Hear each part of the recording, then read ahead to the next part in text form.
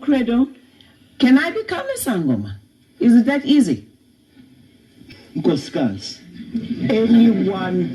anyone who can become a Sangoma, all you have got to do is to go through a sickness which Western doctors say is incurable.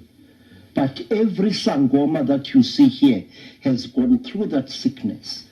The thing that is called myeloencephalitis syndrome is such a disease name. I believe, Madam Felicia, that human beings were kick-started into evolution by certain types of illnesses. Myeloencephalitis syndrome heightens your psychic powers. That we call it the dawn sickness, ukutwasa.